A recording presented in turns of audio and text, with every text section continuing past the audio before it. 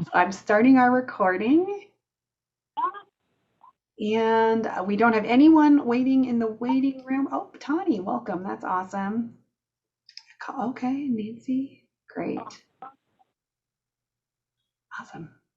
All right. Well, welcome.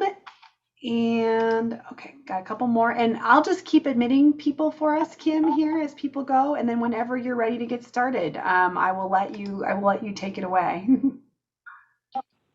Okay. Well, hello, everybody. It's great to see you all. And yes, as Crystal mentioned, this is definitely going to be an interactive session, but it's also going to be, I hope, chock full of good information about how Indian Collective developed our Indigenized approach to HR. I'll just go ahead and get started. I am Kim Pate. I'm the managing director of NDN Fund, which is our impact investing arm of Indian Collective. Indian Collective is the organization that we founded in 2018. It's 100% Indigenous-led, staff and board. And from the very beginning, as you'll see in a moment, we have centered our staff at the core of everything that we do, and I think it allowed us to pivot pretty handily when we went into pandemic mode. We were already set up as a virtual workforce, so moving into a 100% Zoom world was not hard for us. In fact, when we started, we used Zoom, and it was a really small company. And we like to say we helped kick Zoom into its 2.0 in time for the pandemic. So anyway, we'll get into all those details shortly.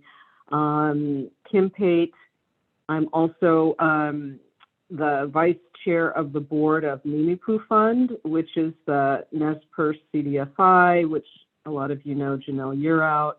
And I'm able to straddle the sort of macro national level as well as the very localized reservation level with our lending, and bringing the perspective that I had as vice president of Indian Collective into this discussion about HR. But I like to think that I am a utility knife, and I can sort of get into the minds of lots of stakeholders who care about Indigenized HR, because there are many. I'm going to go ahead and share my screen, and just bear with me while I am a little bit clumsy going from view to view. Okay, make sure it's pulled up the way it needs to be. Okay.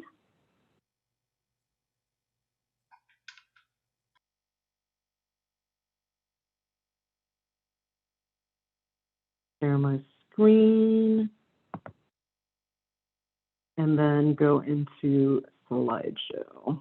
Everybody see this right now? Yep. Okay, great. I'm not going to be able to see you once I get into the slideshow. So, Crystal, I'm going to need you to sort of chime in with anything in the chat as we move ahead, if that's okay. Absolutely. I'll man the battle stations for us.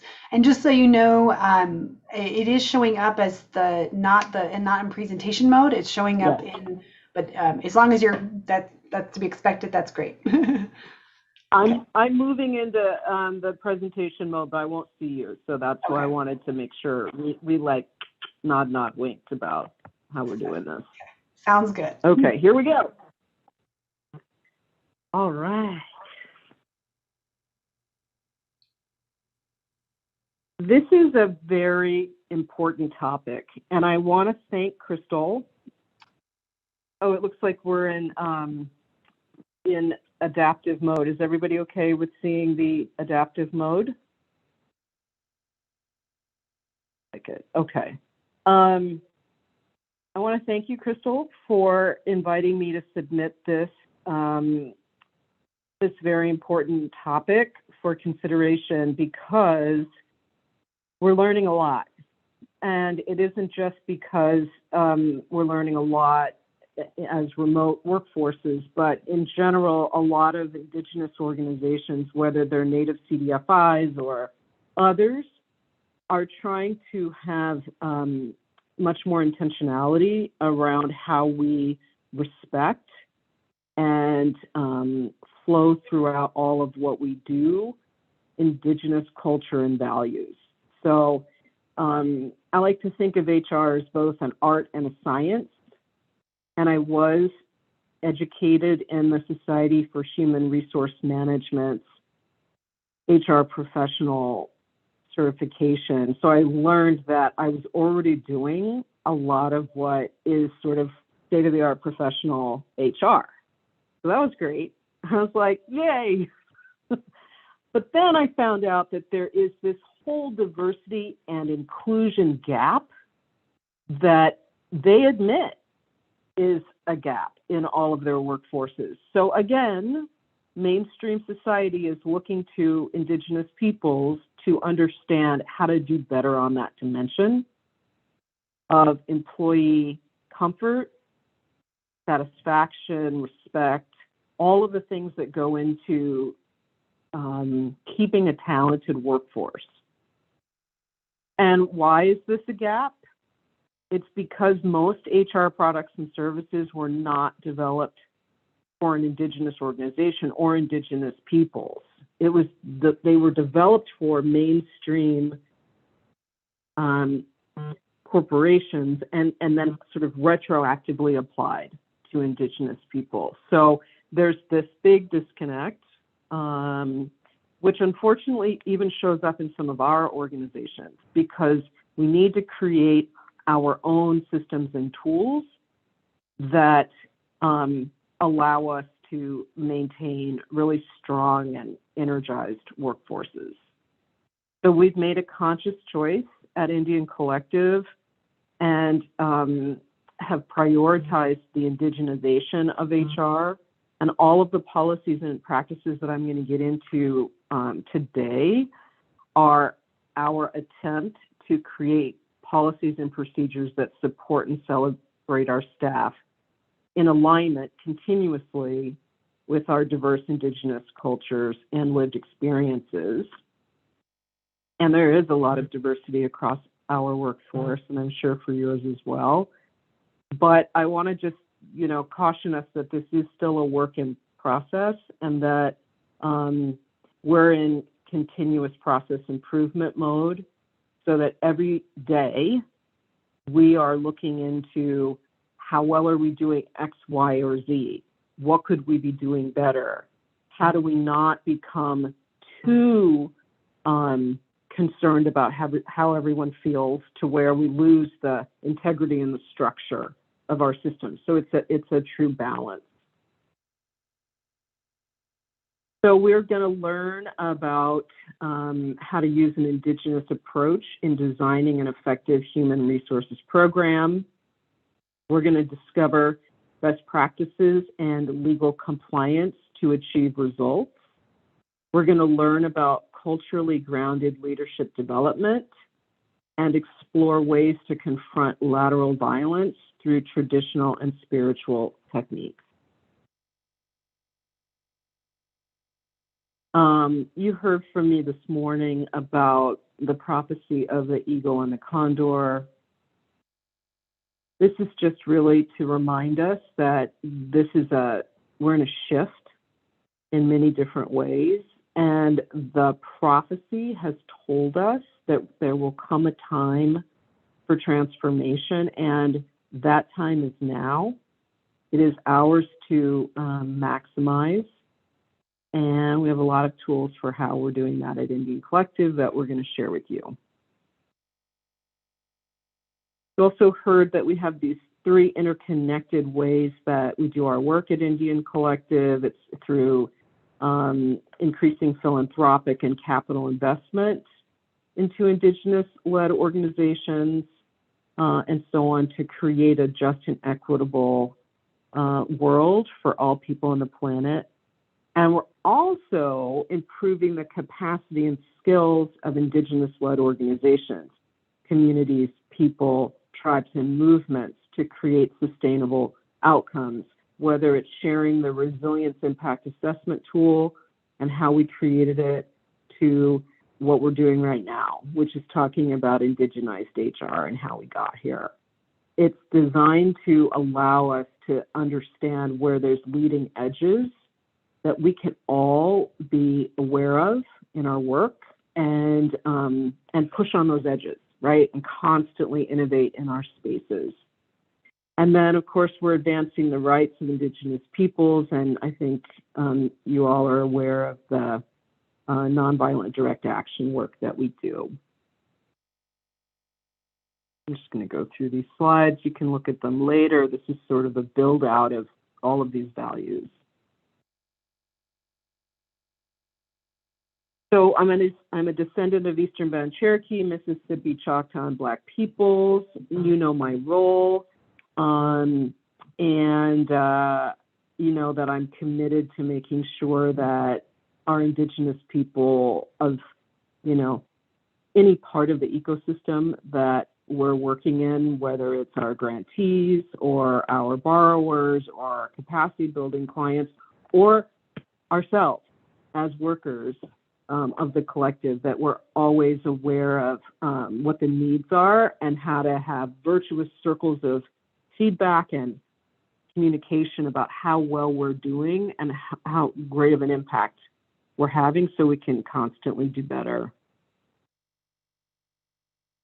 So I would love to hear from some of you. What are you hoping to learn? What are some of the HR questions that you have? And what are some of your HR struggles, so that I can really focus my remarks on all of that?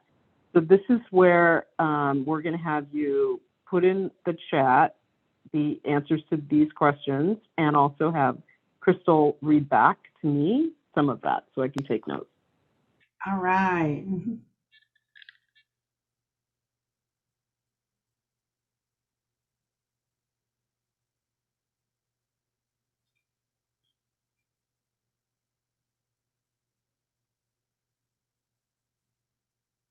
We don't have anything yet. You don't have them now. You don't have anything. Yeah. We don't have anything now, but they're coming in. I would bet people are typing. We just got one. It says examples of indigenized HR. So good examples.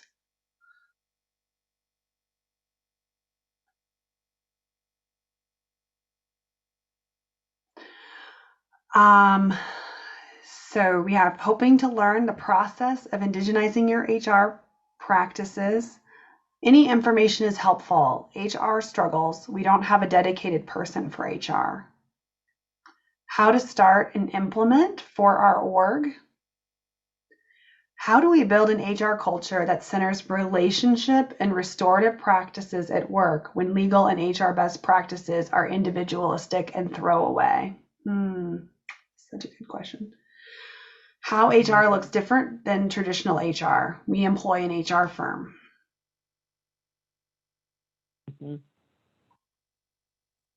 Compare and contrast. Those are all.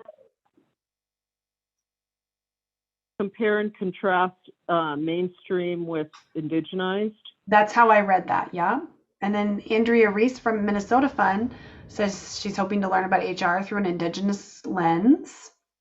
Oh, yep. And Lucy just did clarify. She meant, yes, the comparing, contrasting, and an indigenous lens versus non-indigenous. And then any hiring and onboarding tips.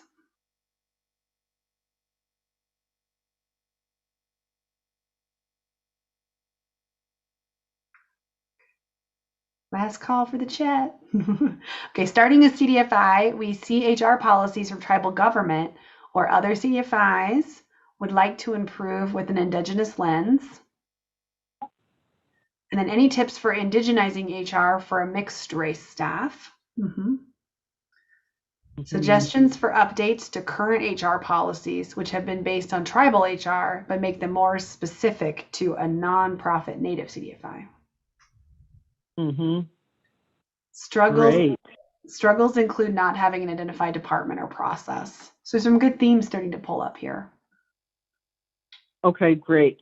And that's all expected, right? Those are all of the issues and more that I had when I started this from scratch. So there wasn't any system in place when I built this. So so what you'll see in these slides are the evolution of thinking, not just for me, but for our entire leadership team. And what I will say, first of all, is it's really hard if you're a very small organization and there's only one of you, or one of you and a couple staff, but they're not leaders, because then you don't have anyone to bounce ideas off of at your level, to where you feel cover, right? To where you understand that you might not be seeing the whole picture and may need to be pushed a little. And that's what's so beautiful about NDN Collective. We have some really talented leaders in our organization, and together we make up this really wonderful, powerful whole. But it's not anything that any one person, I think, should have to handle on their own. So I highly encourage you to bring your board into some of this if you find, support from them, or maybe create a network of other Native CDFI leaders that could be your brainstorm group, or maybe coming out of this, right, there's a group that wants to come together, and I might be willing to show up and have these conversations. So so we'll talk more about all of that. And I'm just going to go to the next slide. All right.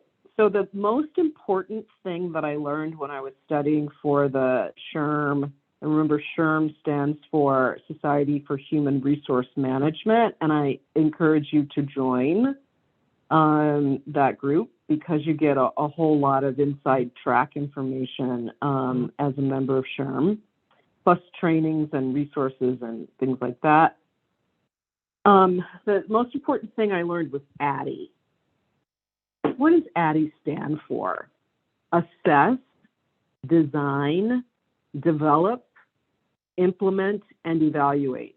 And really, ADDIE should apply to everything in your life, not just work, your family, your kids. It's just the most important way to make sure that you're pulling the thread all the way through analysis of what the needs are in any particular situation, and then making sure that you had the impact you wanted to have. So assess, which is to really figure out what the needs are. And there's a lot of ways to do that, which I will get into more detail around, but some easy ones are a needs assessment that gets administered to your staff once a year, or sooner if that makes sense. Performance reviews. How are we doing as an organization from your perspective as a staff person? What could we be doing better to support you more? And so on. Design. From your needs assessment results, you then design what you need to do for your HR program. Once you've designed it, then you start developing it, right? There might be some beta testing that happens first. You don't want to always roll something out fully baked. You might want to take your time and see how it fits with people, how it feels. Then once you're ready to implement, it's all go. Everything is on deck, right? You don't have to launch everything at once. And you'll see as I go through the story of NDN Collective, we rolled things out over time. We also grew over time. It started out, there were 3 of us, and then there were 5, and then there were 6, and now we're at 67. So, and that's not been a long time. That's really basically been since 2019. We had some big growth, but we also had the growth of all of our HR systems alongside that, and it made it possible and it made it strong. And then after all of that, you want to evaluate.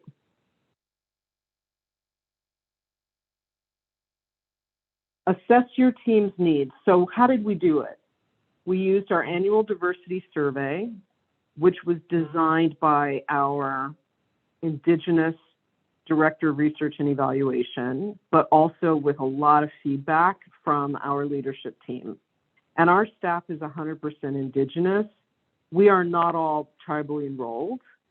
There are a lot of us who are urban Indians or, you know, like in my case, unenrolled Black Indian, people who are from Mexico and Puerto Rico, but live in the United States. So some different type of indigeneity there. And then we have a lot of people who are tribally enrolled. So it's a mix. And we've been respectful all along of that diversity. And so our annual diversity survey asks a lot of questions to create more alignment and more cohesion among our staff and less separateness. We also have weekly HR office hours, which are a one-on-one with our new HR director, Naya Winder.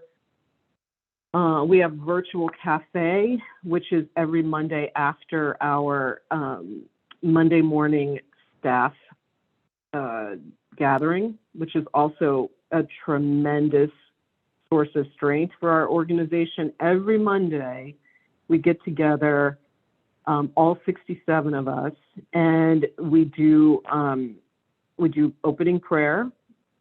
Then we do Woksape, which is words of wisdom.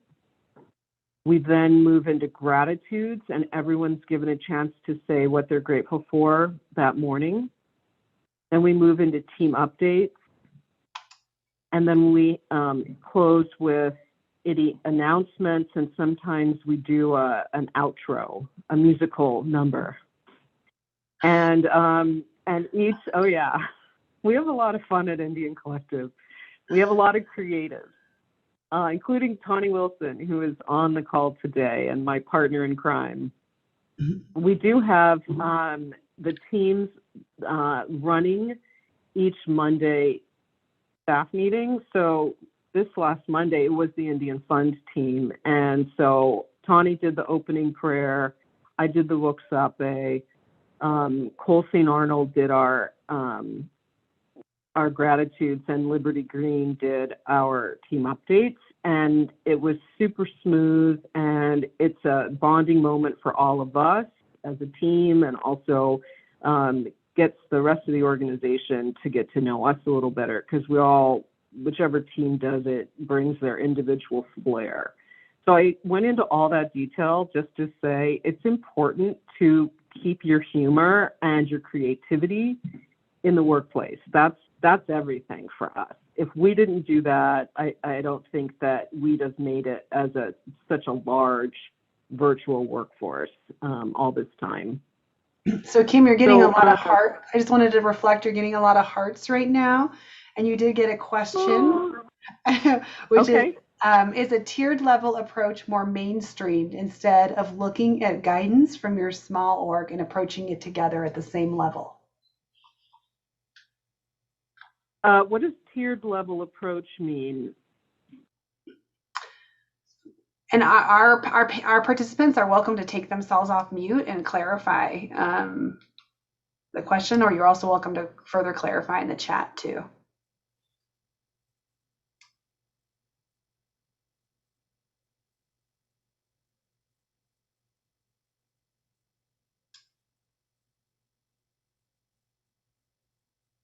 I think that may mean something like related to having a leadership team, maybe.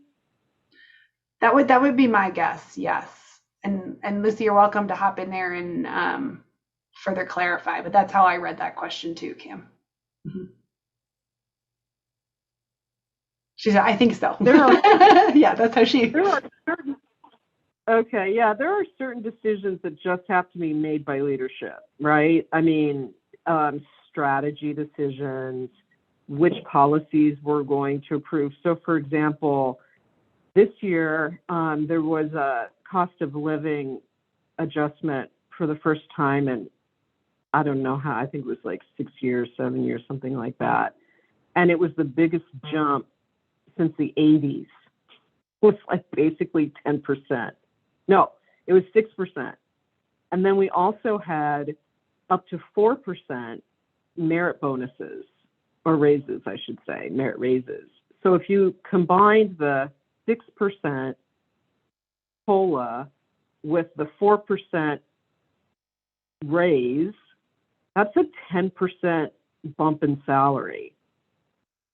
But we as an organization decided we needed to do that because we knew inflation was just around the corner.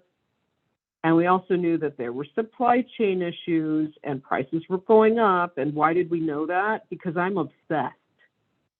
Because I follow all of the SHRM newsletters, listservs. I'm also tapped into a bunch of other HR information through Paychecks, which is the group we use to do kind of our big HR, which saves us from having to have a big HR team, which we'll get into in a second here. And so those types of decisions really need to be made by leadership. So I think you do need to have a tiered approach to this. And if I didn't hit that answer on the mark, that's okay. I said something else that I wanted to say that was important. And I'll also be happy to revisit that later on. Okay, so assessment, and I'm going to move faster here. Affinity groups, we have great affinity groups as well, including we have a gay, queer, trans affinity group that comes together and weighs in on things like, for example, the Roe v. Wade decision that came down. Before that decision came down, there were a number of us who were working on a position paper, which we're going to release tomorrow and announce, and may even do a live, a Facebook Live around. But so those affinity groups have weighed in and said, we want to be a part of the drafting of that position paper. We're like, great, more the merrier, right? And so we really listen and we assess. Performance reviews, the 60 days that everyone gets through, because our new staff are on a 60-day probationary period before they become full-time. They have to pass successfully through the 60-day review to become full-time. Then we have semi-annual reviews that are happening right now. And then we have annual reviews at the end of the year. And that helps us decide who's going to get the merit, if they're going to get it, if we're even going to offer it. There's a lot of ifs. Design your HR program. So this is really where our Indigenous values get applied. So one of the things that Nick Tilson, our president and CEO, said to me from the very beginning was, we want to follow the Ben and Jerry's rule. Well, that rule is no longer a thing, but back then it basically said that the highest paid person in an organization cannot earn more than 5 times the lowest paid. So that's our value, and we're constantly like making sure we're not in violation of our rule. And then GSA rates are what we use, and we sort of bucket different job titles in there, not people, but like types of work: coordinator, director, associate, etc. They fall into buckets. That's for equity, because we have also made a decision as an organization that we're geographically neutral. And that's so that people who are living like in New York City or LA or San Francisco or Boston, where there's really high standards of living, don't feel like they can't do this work because they couldn't earn enough to live there, in a decent way. We have to post the GSA rates and the bands on our website whenever we post job descriptions, and that's because we have staff in now 16 different states, and we have to be in compliance with all of those state laws. So in Colorado, the state law is if you're a foreign corporation and you have even one person working in that state, and we have two, you have to post the salary bands on your job postings for all jobs. So we try to stay uber compliant and above any reproach because we don't want to be a target of anybody who, you know, wants to come after a nonprofit. So if anyone wants to like get into finer details about that type of state by state compliance, I'm not going to get into it today because we just don't have time, but I'm happy to take it offline with you.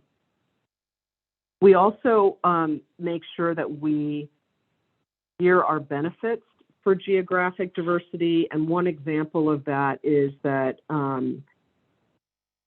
we have a South Dakota HQ, and we have probably a third of our staff living and working in South Dakota. So we had to find a medical provider that had a decent presence in South Dakota, but also, was available in all the other states that we currently had staff, but also where we might have staff. So there was that analysis too, like where might we hire that we're not currently hiring. And so we went with Blue Cross Blue Shield because they had the best coverage, right? So it's questions like that that we had to ask ourselves before we even created our benefits program. Because you can't, you can change things, but there's only one time a year for annual enrollment. So you want to make sure you get that piece right before you get started. We also make sure that we recognize all the Black, Indigenous, people of color, or BIPOC holidays. So of course we had Juneteenth off, and we recognized the observed Juneteenth, which was that Monday, because Juneteenth was on a Sunday. And then we also just recognized the victory of the Battle of Little Bighorn, which is important for a number of our staff and other things. We had a virtual office even before the pandemic, as I mentioned, and there's lots of virtual and remote working best practices that I could go into maybe during the Q&A if you have questions about that. We have a culture and learning working group, which is made up of our leadership team and then a number of our staff who are interested in training and skills building and making sure that we're making that available in a good way. And it's not too top down, right? Everybody on the culture and learning group represents a different part of our ecosystem that needs to be a part of the conversation. And it's worked super, super well. And that's where the affinity groups grew out of, and our healing justice work, which I'll touch on very soon. And then we created a guide for supervisors new to supervision so that it's very clear what the expectations are as a supervisor, but it's also like clear that it's okay if you don't always know, and who to go to get advice about how to be a great supervisor. Because, some of us are accidental supervisors and we learn on the job, but it's also better to have some skills built into your supervision, even if you're learning in the moment as things unfold. That's okay. That's just the reality. Anything I need to address before I move to the next slide? Yes. So we did get someone who was curious about the recording of this, and I just want to say that it will be on the conference website, available after this is done. So it'll be available there for conference attendees. And then we also got a question for you, Kim, which is, when you are a smaller organization, how do you find a health benefits plan? So the way I did it was I reached out to Amerind, which is an Indigenous-led corporation out of New Mexico, and Amerind has their own benefits program. And we were with them for quite some time, and I really did love their benefits program. They were fantastic at helping us figure out which medical insurance provider to go with, how we wanted to do medical, dental, vision. Obviously, it was through them. And then they also connected us with, what's the name of them? With the financial advisor that we continue to work with. We had to leave Amerind when we went over to Paychecks, which I'll get to in a minute, but I would highly recommend starting with them. They're fantastic and they're Indigenous-led. Okay, I'm gonna move on. And then designing the program. So again, this is where our Indigenous values get applied. Originally, we had paid time off that was designed to include bereavement leave, all your medical time off, anything you wanted to do just for your health and wellness, get away from the office for the afternoon. That was all baked into the PTO. But then it became clear to us that in our Indigenous communities, because of the way we do our bereavement, sometimes it's a week or longer, we needed to pull out bereavement leave from the PTO and have a separate bereavement leave policy. And we actually have bereavement leave of up to 7 days per occurrence, and then it's unlimited throughout the year.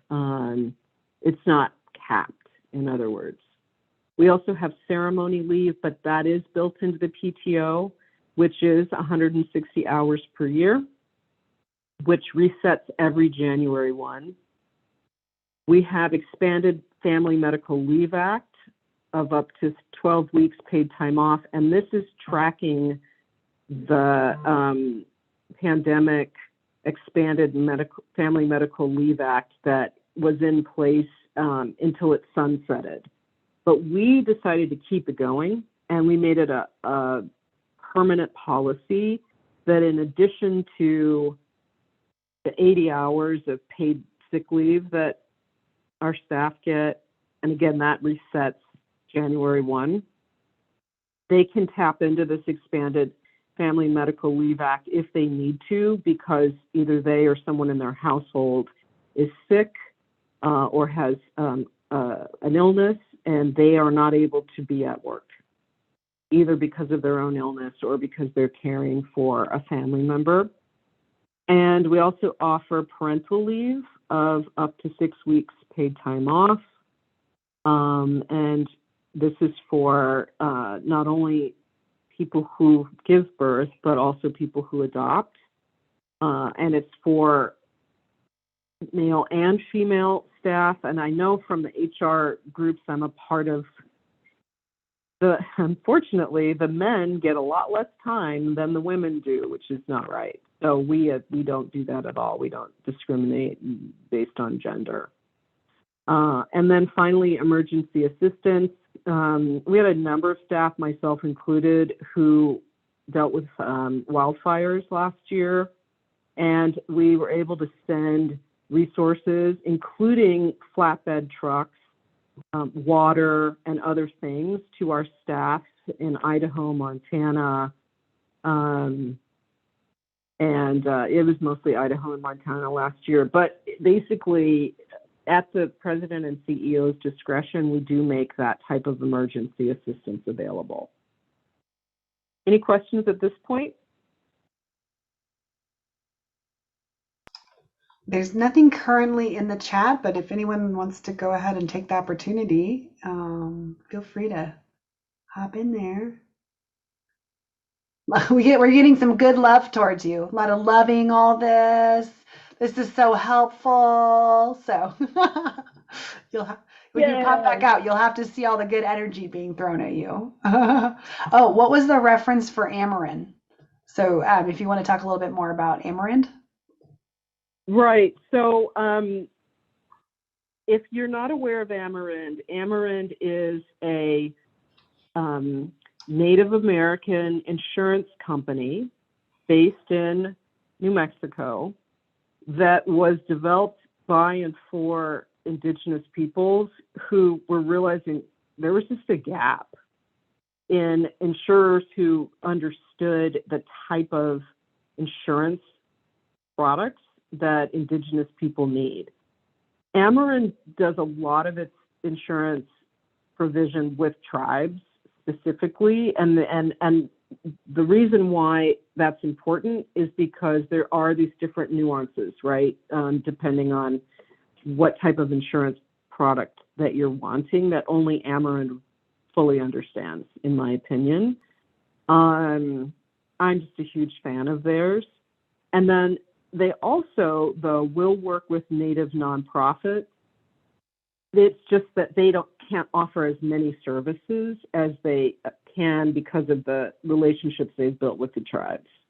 And that just has to do with, tribal land issues and things like that, which we won't get into now. But yeah, they're Amarin, AMER, capital IND, all one word. Yeah, awesome. And you can call anybody there. They're all great.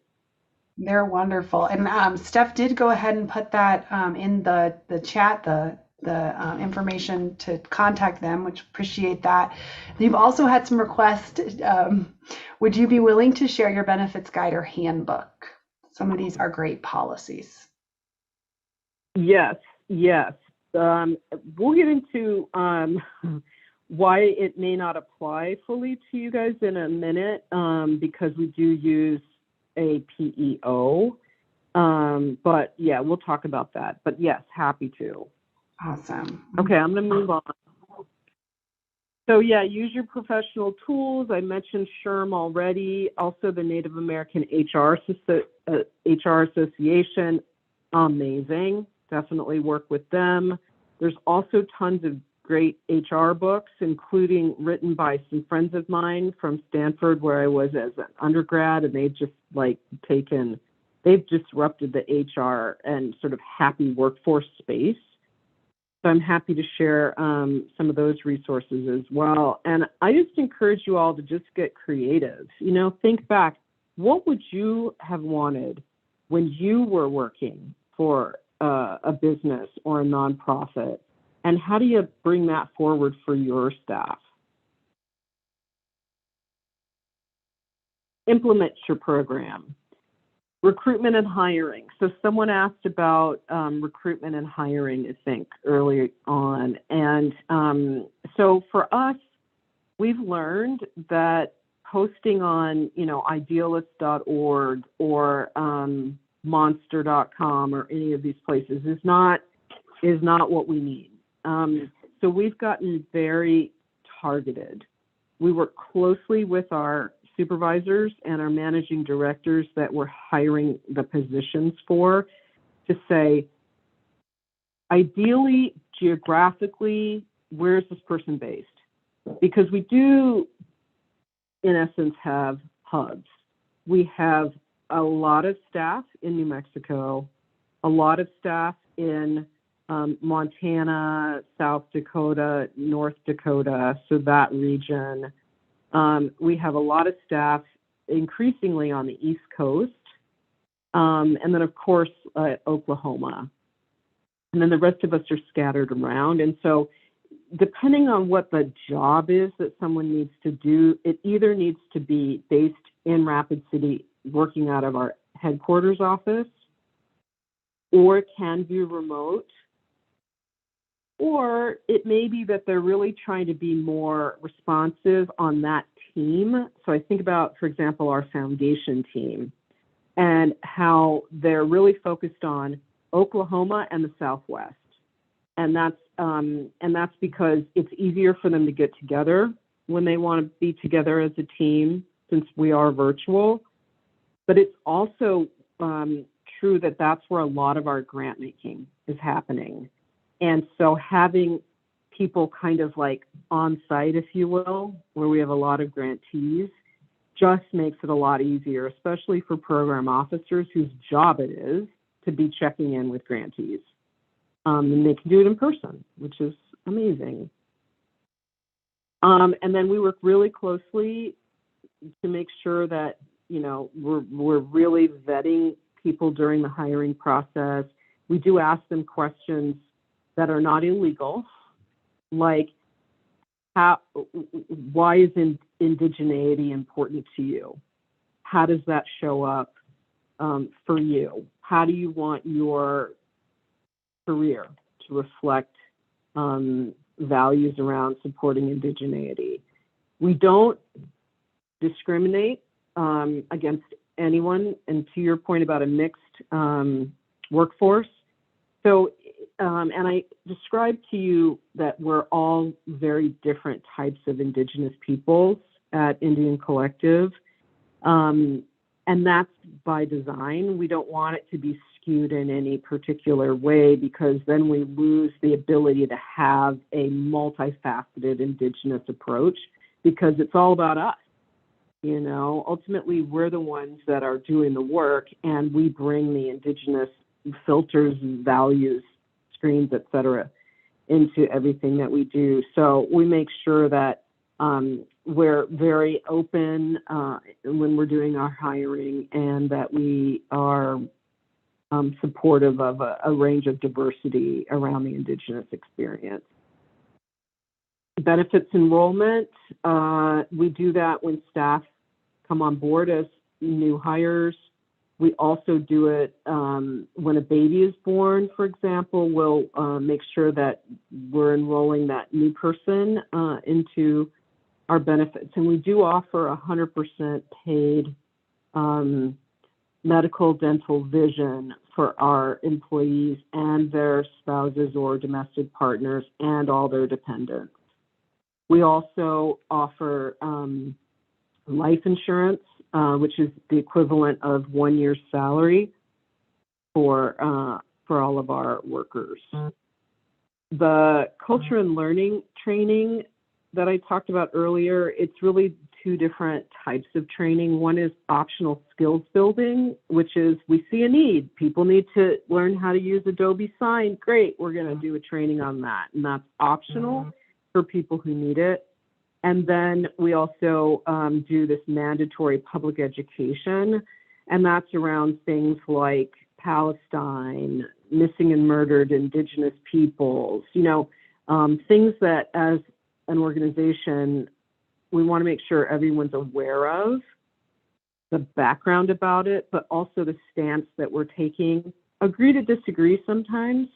You know, like I said, we're not a monolith organization, and we do have a very diverse set of experiences on our team, but at least there's sort of a baseline of knowledge that people have about a topic and then our stance.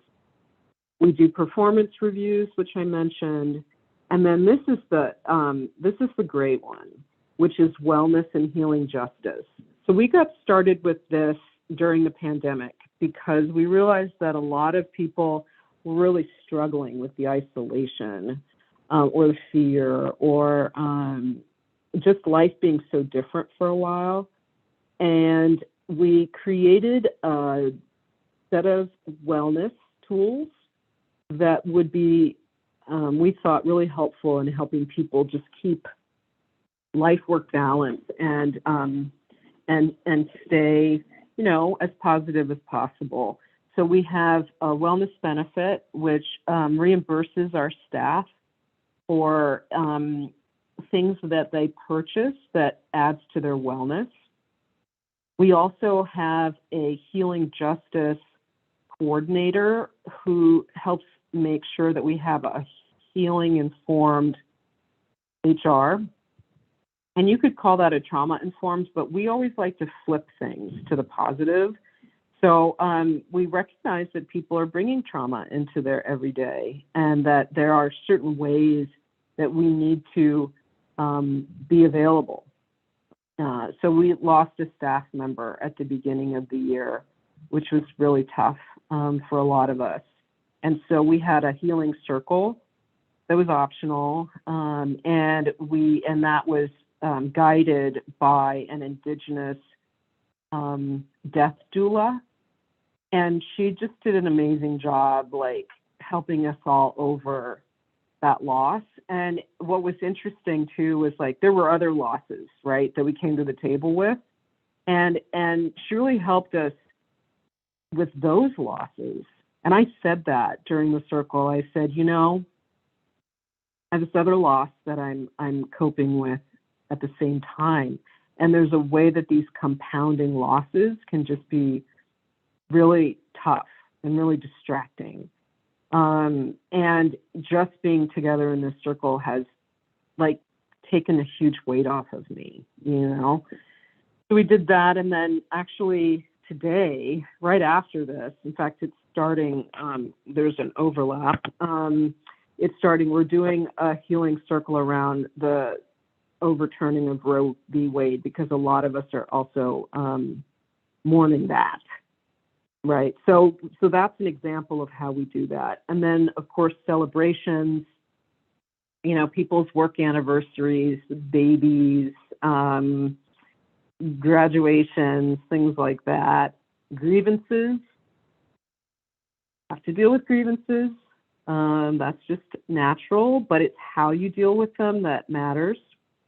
Discipline, same, you know, just making sure that we are bringing a really Indigenous-led approach to the discipline that we have to do. And then finally, farewells, saying goodbye to staff, how to do that in a good way. Any questions before I move on? So there is a question came up to explain the PEO, the Professional Employer Organization, but that sounds like that might be on future slides. Is that coming up? Okay, cool. Yeah. Okay. And then there was a comment that came up, was just to talk, someone shared that if they wanted to enhance the process, they would have included in 360 review on the annual performance reviews, not just for the supervisor. But otherwise, it doesn't look like we've got anything else coming in. So I think you're okay to move on. Okay, we're going to address another comment. You did get another comment that just said, thank you for talking about honoring grief at work. It's so critical to build community. Yeah. Yeah. You can't not do it. If you're really an Indigenized HR program, then that's a big part of it, I feel. Okay, so we talked a lot about the way we get evaluation information. I won't linger here. We do have, in addition to the other pieces, a 401k with a safe harbor match. And the reason why it shows up on this slide is because I just wanted to say there are best practices and legal compliance that need to factor in, and it may or may not be Indigenized, but you definitely have to follow it. So how do we do that? Well, the certification program I did is just top notch. I can't say enough good things about SHRM and how they keep you compliant. And then as part of our Voya 401k, we have a safe harbor match, which has a whole layer of compliance around that and allows us to also always stay compliant, which has legal and compliance, which is another job that I perform at NDN Collective. It's really important that we do that. So paychecks, and there are others, are examples of professional employer organizations. So what do? They basically are your HR department for you, but they do not do it without you, especially if you're trying to indigenize it, because Paychecks is not an Indigenous organization. We don't get the level of indigeneity that we got with Amerind. And sometimes they're kind of confused by things. They're like, why do you call it Honoring the Chief Day instead of President's Day? And I'm like, well, let me tell you a little something. Or, you know, why do you have all these extra holidays that are not on the list of holidays that we have, you know, and then they'll, you know, sometimes there might be like a little bit of a mistake because they won't put one in that they need to put one in because it's not something they think about. So you really do have to stay on top of these organizations to make sure that everything is in place the way it needs to be. But it does ensure compliance in a number of ways. And one of the biggest ways is they have an employee handbook creator that creates for every single state that we are active in with our employees, the set of policies and procedures that we have to follow for the staff in whatever state, right? And so there'll be the big federal handbook, which is the first part of it. Then there will be, you know, the various state laws, one after the other in alphabetical order, and then a set of custom policies at the end of the handbook, which we get to create, which are the ones that are the indigenization of our workforce. So, so that's how we did that. And I like Paychecks. I think there might be even better PEOs out there, you know, come to find out. But they're the horse we rode in on, and we do have a really good working relationship with them. I talked a lot about our benefits already, but just know we get them through Paychecks now. They also do our payroll. They have the time tracking software, and I just talked about the handbook. We also do culturally grounded leadership development. We have the Art of Leadership, which we take all of our staff through. It's mandatory. It's based on Ikaya Windwoods or the Rockwood Institutes, and that's another way you might know it. Leadership development training, which was developed for our staff and is delivered by Indigenous trainers. We also have leadership circles, which is not an Indigenous product, but it is that 360 that you were talking about. We really like it, and it was developed for NDN Collective staff, so there were some tweaks made to it based on what our needs as Indigenous people are. And then we have professional development that's curated for individual staff with their supervisor by the Director of People, Culture, and Belonging, which is the name of our HR director. I talked about healing justice. So in addition to the circles that I mentioned, we also have one-on-one sessions with the experts, and we have follow-up resources that are made available to staff, like, for example, a list of all of the metaphysical providers who do somatic work to rid the body of stored pain. You know, that's just an example, but it'll be based on what the staff ask for. And then we'll go to our networks and we will find those providers for them and often, you know, pay for it too for the one-on-one sessions, just depending on what the needs are. And then when necessary, we have interventions to reverse lateral violence. We use trusted traditional and spiritual healers, safe spaces, and again, follow-up resources. And this is all done in very, you know, indigenized ways, with plenty of prayer and smudging and sort of tapping in, how does this feel, so on. All right. We still have a little bit of time, just a very little bit of time. Should we just get me out of this share and get back into the mix, Crystal? Yep, I think that sounds great. All right. Well, thank you guys for listening. I hope that this was helpful, but we have some time now to just get into what are all of the questions that you have that we can maybe follow up on later.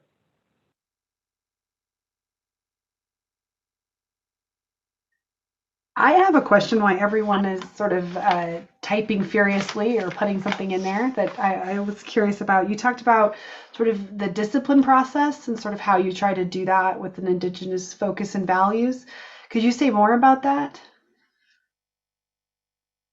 Right. So there are certain rules that we need to follow, right, depending on what is the issue. So let's say that, and these are not real life examples, I'm just making these up so we're clear. Let's say that someone is sexually harassed by their supervisor, and it's a quid pro quo. So that's illegal. You are not allowed, and this is why it's very important that you have an attorney either on staff who has a background in employment law. This girl did it for 10 years before I even went into the nonprofit sector. So you understand when it's a rights violation and when it's just you really shouldn't do that. Either way, you have to go through what we call due process, which is not assume that the story that you heard is the truth. Like maybe someone's making it up because they don't like their supervisor. They want to get them in trouble, right? So you have to go through a very specific process of assessing the situation. So here again, Addie comes into play. You have to assess what's going on. How do we do that? We do a number of interviews and one-on-one conversations. I've been talking a lot. Then you design the intervention. What is needed that allows us to stay compliant with state and federal laws? Because remember those state laws that are in the handbook? Yeah, those are coming into play too, along with the federal laws. So that handbook is really your operating guide, your HR operating guide. You always go back to it. It should be dog-eared. You should have spilled coffee on it. This is not something that you don't even know where it is, right? You should, as an HR person or as the head of an organization, you should even be able to cite, which provision of the handbook is this a violation of? Because you're going to need that when you document all of this. So there's interviews. Yes, good question, Corey. We'll get to that in a second. There's interviews. There's designing the intervention. There's implementing it. And then there's evaluating it. How well did that go? What did we learn from it? What do we need to do different than next time we discipline? Some of these disciplinary situations come out of the blue, and you just have to, again, go to the guide and be grounded in the employee handbook. And some of it, you see it coming. And it's really on the supervisors to document that in the right channels. So, I would recommend everyone have a weekly check-in with your direct reports, one-on-one, if you're not already doing that. And sure, the team needs to meet too, but those one-on-ones, that's where a lot of the course correcting can happen. And I think getting good at giving feedback, whether it's positive or negative, is also a core competency that anyone who's supervising staff should be good at. And you'd be amazed at how many people are good at giving negative feedback, terrible at giving positive feedback, which makes no sense to me because I'm always telling everyone how great they're doing. but it's a skill set, and if you don't have it, that's okay. We've got all kinds of resources to build our capacity in HR, including the Native American HR Officers Association that I mentioned. And then I would recommend updating that handbook yearly and putting it in front of your board for approval of the new version. And it's great. I don't think you need to do it more often than once a year, but if you're a growing organization and you're really learning, you might want to do it every 6 months or so. Looks like there was a question in the chat.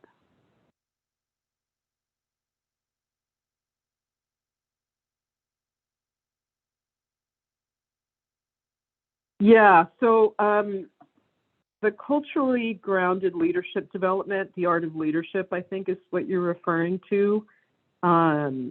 We are administering that publicly as well as within our organization. So our Changemaker Fellows have gone through the art of leadership. At this point, we're not necessarily planning to do external trainings on the art of leadership because it's a lot just to do it for our own staff and our own fellows and grantees. But yeah, that's a great suggestion, and I'll definitely take it back to the team. At a minimum, you could go through the Rockwood Institute's training and just, from there, indigenize it yourselves, and we might be able to share our curricula with you, whether or not we're able to deliver it. So again, that's something I'd have to find out if that's open source or not. But yeah, I can stay in touch with you if you want. So I have another question. In addition to offering tobacco to traditional or spiritual healers, are monetary honorariums also offered? Yes, we have a policy that that anyone who provides any type of support in our ecosystem gets a honoraria, and it's a standard amount across the ecosystem, which I'm not going to share right now, so I'm not sure I'm able to. But yes, if they want a monetary honoraria, we will offer it.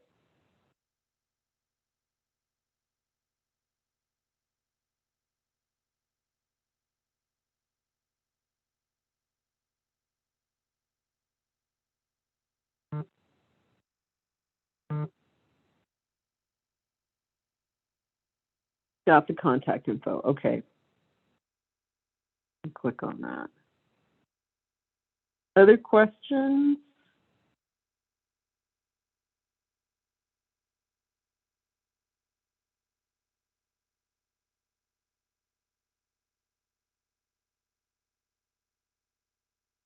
So the question I would have if I were you is I would say, how long did it take you to create all of this? And the answer is, luckily, I have a really supportive president and CEO, Nick Tilson, who came from another organization that he had started, Thunder Valley Community Development Corporation. So Nick knew a lot of what needed to be put in place and was very supportive and patient with the process of pulling it together. But I would say it probably took a good 6 months to figure out all of these pieces, right? Because there's a lot, whether it's compensation, professional development, benefits, healing justice, supervision. There's a lot of things. And my goal with this presentation was to give you a roadmap to all the things that you need to think about and do so that you can sort of check it against what you're currently in the process of doing or thinking of doing. And then if you have questions, obviously you can always reach out to me. I'm happy to talk through this because it's that important.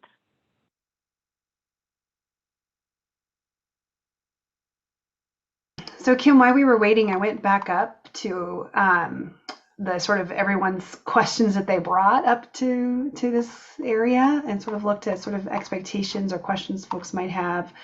And one of the questions was around sort of staff recruitment and onboarding. And I know you talked a little bit about your onboarding practices, but could you talk a little bit more about your general recruitment practices and how you get the right team in place? Sure. Like I said, it's sort of specific to what the job is. But so I'll give you an example. So we are hiring for a research and evaluation manager. And in order to get because we're not using Idealist or Monster.com, we are working closely with Native tribal colleges and then universities that have big Native programs to get the word out about this job. And then we're doing a lot of informational interviews with people so that they can see if this is what they're looking for, and we can see if they would be a potential good fit, right? So it's more, I feel like, compared to other jobs I've had, it's more intentional and thoughtful as we're speaking with people. And we're also really clear, like, we do a lot of direct action work. Are you comfortable with that? We take some stances. We're unapologetic. We're disrupting, philanthropy. We're doing a lot of things. And, is this something you're comfortable with? So we also work together across the ecosystem in a couple different ways. We agree to some generic interview questions that we want to make sure everybody asks. But then we also work with supervisors and directors to go back and forth about, here's the body of work that we're hiring into. Are we asking enough questions to see if they'd be a good fit for that? They might be a good fit for Indian Collective as a whole, but we don't want people to immediately move laterally in an organization.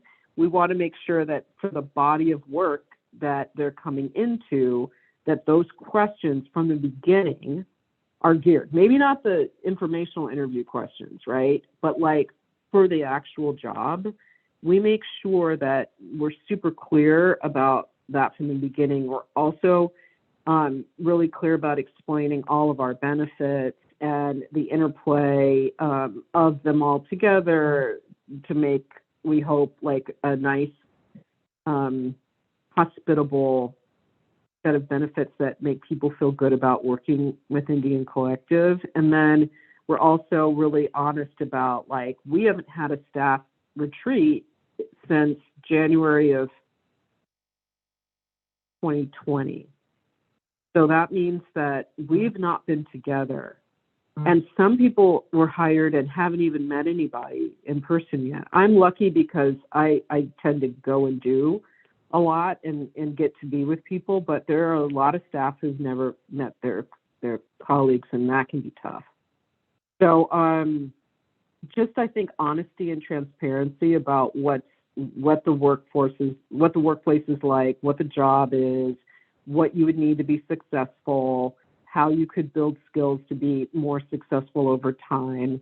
That's really important. And then just, being prompt about responding to people and, either saying in a good way, hey, not now for you for this position, or being, really excited to bring them on and then making that bridge between hiring and onboarding as smooth as possible. I hope that answers the question. Wonderfully helpful for me too.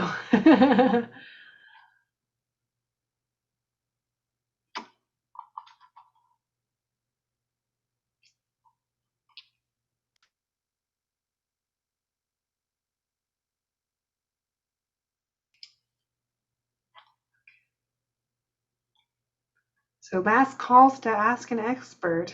And we do have these beautiful 90-minute sessions so that people really don't have to be rushed, but that doesn't mean that we need to stay the whole time. So if we do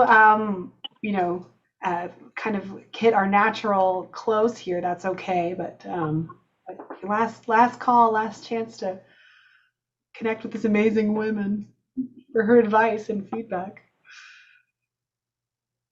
And again, I'm happy to talk with anybody offline about any specific questions that you may have, because the details can be sometimes tricky, and you don't even know it until you get into the implementation. You're like, oh, whoa, I need someone to bounce this off of. So that offer stands. Mm-hmm. Yeah, it looks like the materials will be posted. Crystal, where will those materials be posted? Yeah, so we can have those materials. They should be downloadable on the attendee hub, sort of near where the session is, when they get posted for the Zoom recording. If for some reason that doesn't work, we do have the registration list of everybody that was here. So, for example, with the materials, I know Kim had said she would send out her employee handbook, and there was a couple other resources. We can also email that directly. So if you are not registered for the session but want to make sure that you are on that distribution list, please go ahead and put that in the chat. We can make sure to do a follow-up, but I'm hopeful that Attendee Hub should be able to post any follow-up materials near it as well. Yeah, and for things like the handbook, which may need to be kept confidential, they will not be on that hub. But if there are other resources that are more generic that I can share on that hub, I will. Okay, that sounds great.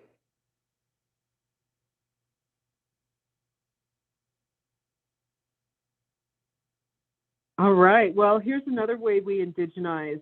We say we have time back, hashtag time back. So it sounds like we have some natural time back movements afoot here. So unless there's anything else, I'll just sign off. And yeah, thank you guys. Thank you all for being here. Awesome. Thank you so much. This was absolutely incredible, Kim. I took like notes. I thought it was fantastic. I was learning tons. So, and I think by all the great questions we had, you definitely hit an important note, and met a need for sure in many of our participants. So. Thank you. And thank you, Crystal, for being my co-pilot here. Appreciate it. It was fun. It was fun.